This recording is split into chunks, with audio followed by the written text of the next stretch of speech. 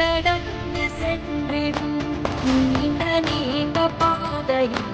தன்னிரு பிடித்துடன் வருவதாயிரம்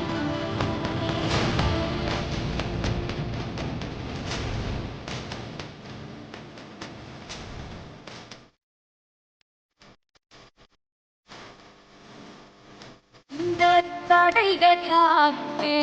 சாமி நீங்கி போகுமே கிழியின் நீரம் கழுவிட ஓடை வாருமே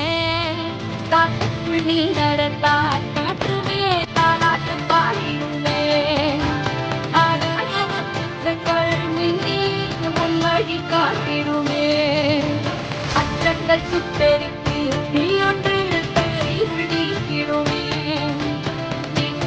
இதையெல்லாம் வளர்த்தே காடாகி வாழ்ந்தொழுவே செல்லவே வாணி